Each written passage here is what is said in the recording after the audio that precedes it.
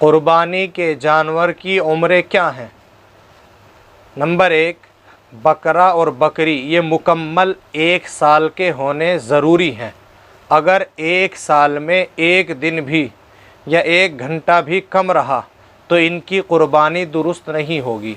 अलबत्ता भेड़ दुम्बा अगर फरबा मोटा सेहतमंद हो तो उसकी कुर्बानी 1 साल से कम भी दुरुस्त हो जाती है, जबकि 6 महीने से ज़ायद हो।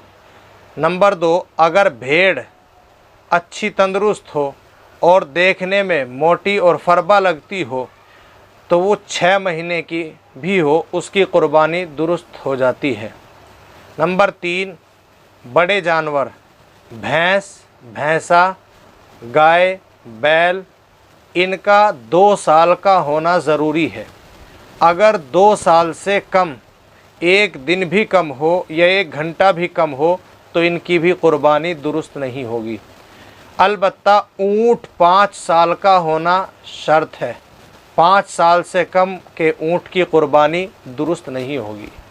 अब सवाल इसमें यह है कि बकरा, बकरी, भेड़, दुम्बा इनके अंदर सिर्फ़ और सिर्फ एक ही आदमी का हिस्सा होता है, एक ही कुर्बानी होती है।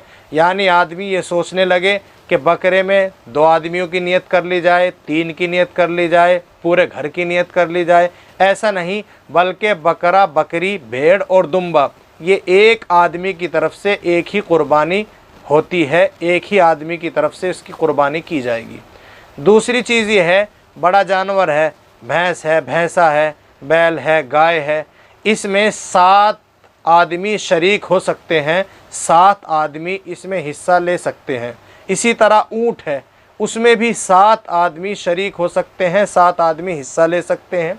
लेकिन अगर किसी को अल्लाह ने वुसाअत दी है तो वो पूरा जानवर भी अपने पूरे घर की तरफ से कर सकता है। लेकिन ये ज़रूरी है, इतना ख्याल रखना ज़रूरी है कि बड़े जानवर के अंदर जिसमें 7 हिस्सेदार हैं, सभी का बराबर का हिस्सा होना शर्त है और सभी की नियत कुर्बानी के लिए वो लाजिम और ज़रूरी है।